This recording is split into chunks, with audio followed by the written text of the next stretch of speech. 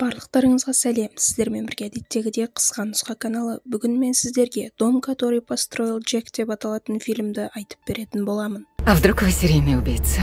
Извините, но вы на него похожи. Басты кейіпкеріміз Джек өзінің оқиғаларын 5 бөлімге бөледі. Бірінші оқиға: сары шашты әйел жолдың ортасында көлік тоқтатып тұрады. Ол өзінің көлігінің бұзылып қалғанын және де жақын жердегі жөндеу орнына дейін алып баруын сұрайды. Адамның түрінен көмектескісі келмейтіні көрініп тұрған еді, бірақ әйел мыжыңдап қоймағаннан кейін ол келіседі. Жолда әйел өзінен өзі адам өлтіруші маньяктар туралы әңгіме қозғайды. Ол адамға өзінің маньякқа ұқсайтынын айтады және де егер маньяк оған тиісетін болса не жасайтындығы туралы айтып береді. Сонымен қатар әйел адамға қылмысын жасыру үшін не пайдалану керек екенін айтып өзінен өзі кеңес бере бастайды. Адам танымайтын әйелдің біртүрлі әңгімелерін мәжбүр тыңдап келе жатады. Олар көлік жөндеу орталығына келеді. Әйел жүргізушіден біраз уақыт күтіп тұрып, оны қайтадан өзінің көлігінің қасына алып барып тастауын сұрайды. Джек әйелге көмектесіп жатқанда абайсызда домкратты сындырып алады. Әйел оған тағы да жөндеушіге алып баруын сұрайды. Көңілсіз Джек келіседі. Жол бойы әйел тағы да өз әдетіне салып маньяктар туралы тынбай сөйлей береді. Мыжыңдай берген әйелдің даусына шыдамаған Джек оның басынан домкратпен қойып қалады. Джек архитектор болуды армандайтын еді. Ол әйелді өлтірместен алдын өзінің үйін құру үшін жер сатып алған болатын. Ол өз үйінің проектісін өзі жасамақ болып шешеді. Джек өлтірген әйелдің денесінің өзі бірнеше күн алдын пицца сақтап сату үшін алған холодильнигіне алып келеді. Ал әйелдің машинасын ол жасыру үшін орманға алып барып тастайды. Оқиға екі мемлекеттің границасында болғаннан кейін полиция қызметкерлері Джекке артық сұрақ қойып ештеңеден күдіктенбейді. Осылайша бұл әйелдің өлімі туралы ешкім ештеңе білмейді.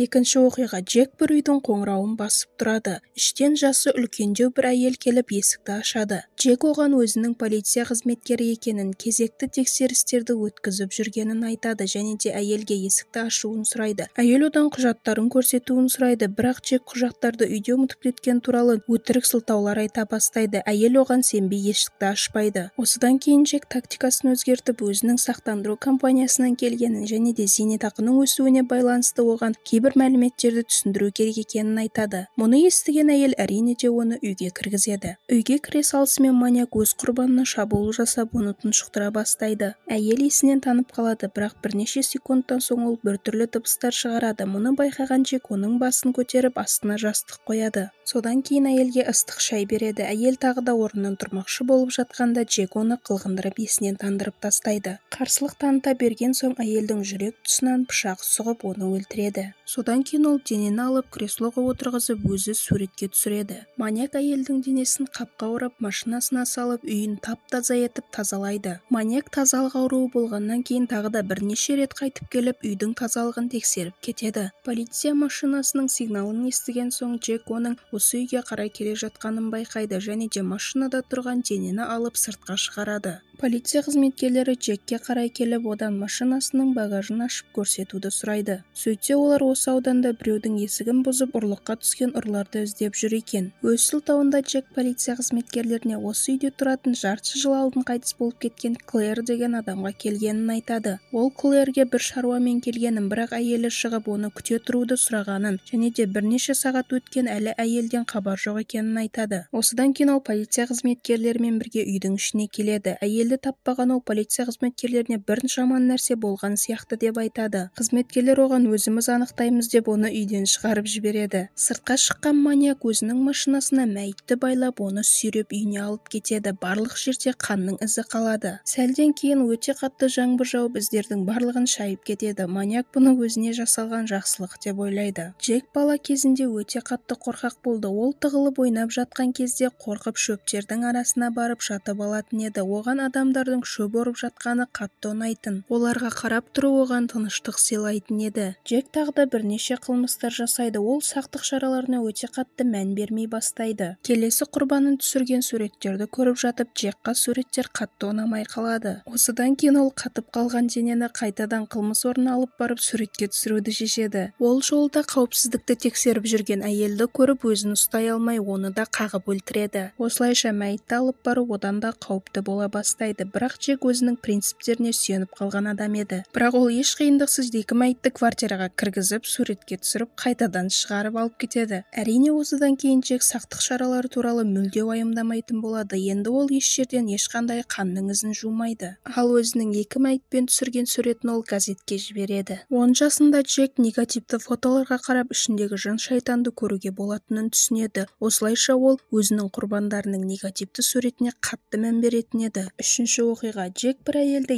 2 баласымен бірге табиғатқа серуендеуге алып келеді. Ол балалардың біріне аңшылық сырларын үйретіп жатады. Ол егер киік 2 баласымен жүрсе, бірінші кішкентайын, одан кейін үлкенін өлтіріп, одан кейін барып аналық немесе аталық киікті өлтіру керек деп айтады. Осы сөздерден кейін маньяк анасының көзінше балаларды кезек-кезекпен атып өлтіреді. Осыдан кейін псих 2 баланың мәйітін отырғызып қойып, анасына оларды тамақтандыруын айтады. Ол әйелден сүйікті санын сұрап кете беруін айтады, ал өзі 12-ге дейін санап әйелдің атып тастайды. Мәйітті іздеуге шыққан Джек мәйітті таппай қанның ізімен жүріп, дірілдеп жатқан әйелді көріп, оны өлтіреді. Осы уақыт ішінде Джек өзінің үйінің құрылысын бастайды. Ол үйін тағы да жақтырып тастайды, өйткені оның мінсіз үйі үшін бұл материал сай келмейтін еді. Оның жіберген суреттерін газеттерде жариялай бастады. Оны талғампаз мырза деп атады, өйткені ол өзінің әрбір суретінде осындай жазу қалдыратын еді. Маньяк эксперимент жасап көргісі келеді. Ол экспериментті өзі өлтірген 2 баланың біріне жасамақ болады. Ол баланың бетін шпилкамен тігіп, жүзіндегі мұңайып тұрған түрді күліп тұрған балаға ауыстырғысы келеді. Осыдан кейін ол денені морозильникке салады. Денені шығарып шпилкаларды алғанда мәйіт күліп тұрған бақытты бала сияқты тұрады. Төртінші оқиға. Джектің өмірінде шынайы жақсы көріп қалған бір қыз пайда болады. Бірақ қыз мейірімді және кішкене ақмақтау болатын. Джек оған өзінің адам өлтіруші маньяк екенін айтып, 60-тан аса қылмыс жасағанын айтады. Қыз мұның барлығын оның әзілі деп ойлайды. Осыдан кейін Джек оның кеудесіне пластикалық хирург сияқты сызықтар салып береді. Оның бұл қылығынан қорыққан қыз далаға жүгіріп шығып, полиция патрулінің қасына келіп, өзінің біртүрлі досы туралы айтып береді. Сыртқа шыққан Джек қыздың сөзінің барлығының шын екенін айтады. Мұны естіген полиция қызметкері оларды ұрсып қалған жұп деп ойлап кетіп қалады. Мұңайып тұрған жігітті көрген қыз кешіріп оны үйге қайтадан кіргізеді. Ол жігіт жай ғана өзін жайсыз сезініп тұр деп ойлайды. Бірнеше минуттан кейін Джаклин өзінің үлкен қателік жасағанын түсінеді, бірақ барлығы кеш еді. Маньяк қызды телефон кабелімен отоплениеге байлап қояды. Осыдан кейін ол пышақты алып қыздың 2 кеудесін кеспекші болады, бірақ ол қызға көмек сұрау үшін мүмкіндік береді. Бірақ қыздың даусына ешқандай көршілері келмейді. Өз ісін тындырып сыртқа шыққан Джек патрульдік машинаның терезесіне кеуденің біреуін ілдіріп кетеді. Ал екінші кеудемен болса, ол өзіне әмиян жасап алып, үнемі өзімен бірге алып жүреді. Бұл уақытта үйдің құрылысы әлі де жүріп жатты. Джек оны тағы да 3 рет қиратып тастады, өйткені материал идеальный емес еді. Бесінші оқиға. Бұл жолы Джек өзінің құрбандарын тірідей холодильникке алып келеді, өйткені ол эксперимент өткізгісі келетін еді, яғни бір оқпен бірнеше адамды қатарымен қойып өлтіргісі келеді. Құрбандарды бір-біріне бастарын тақап қойып байлағаннан кейін ол атпақ болып жатқанда магазинде оған дұрыс емес оқты бергенін біледі және қатты ашуланады. Ашулы Джек сатушыға келіп болған жағдайды айтады, бірақ сатушы өз қателігін мойындамайды. Осыдан кейін Джек оның бастығына қарай жол тартады. Кәрі оқ сатушы шал оны қарумен күтіп тұрған еді. Ол полиция қызметкерлеріне хабарласады, өйткені ол өзінің магазинін Джек тонады деп ойлайды. Адамды сөзбен айналдырып, назарын аударып, Джек оның тамағына пышақты сұғып алады. Осыдан кейін ол өзіне керек оқты іздеп табады. Бұл уақытта полиция қызметкері жетіп келеді. Ол жалғыз өзі еді, ал Джек болса шалдың киімін киіп алып, полиция қызметкерін 2 рет атып өлтіреді. Содан кейін ол полиция қызметкерінің машинасына мініп, сигналдарды өшірмей өзінің холодильнигіне келеді. Құрбандарына қайтып келген ол оқты қарудың ішіне салып, өзінің мінсіз экспериментін жүзеге асырмақшы болып жатады. Осы сәтте оның назарын қараңғылықтан келіп жатқан бір адамның даусы өзіне аударады. Кәрі жастағы адам өзінің есімі Бьордж екенін айтады. Осы уақытта сырттан полиция қызметкерлерінің Джекке берілуін сұрап жатқан дыбысы естіледі. Ал мына жақта болса, әлгі адам Джекқа үйдің құрылысын аяқтау үшін жай ғана керекті материалды табу керек дейді. Осы сәтте маньяк оған керекті материалдың барлығы өзінде бар екенін түсінеді және де холодильниктің ішінде үй құра бастайды. Бұл үй мәйіттерден құралған үй еді. Полиция қызметкерлері есікті кесіп жатады. Бьордж үйдің ішіне кіріп, Джекті оның ізінен жүруге шақырады. Туннельдің ішіне кірген адамды көрген Джек оның ізімен жүре бастайды. Олар бір түрлі жолдармен өтеді және де судың ішімен жүреді. Бір кезде айғайлап жатқан бір дыбыс естіледі. Джек адамнан бұл не дыбыс деп сұрағанда адам спокойно тұрып тозақтың дыбысы деп жауап береді. Туннельдің соңына келгенде олар ортасы сынып қалған бір көпірді көреді. Көпірдің астында от лаулап тұр еді. Мұны көрген Джек өзінің сәттілігін сынап көрмек болып көпірдің арғы бетіне өтуге тырысады. Бірақ ол қанша тырысса да ешқандай пайдасы болмайды. Осылайша адам өлтіруші маньяк тозақтың түбіне түсіп өз орнын табады. Осымен фильм аяқталады. Ал достар, осымен бүгін осындай ауыр бір тақырыпта басталған видеомыз соңына жетті. Видео ұнаған болса каналға тіркеліп лайк басып бізді қолдап кетуді ұмытпаңыздар. Әрине де фильмді төмендегі комментарийда 1-ден 10-ға дейін бағалап, осы оқиға туралы өздеріңіздің ойларыңызды жаза кетіңіздер. Біз сіздермен бүгінге қоштасамыз. Келесі видеоларда кездескенше аман сау болыңыздар.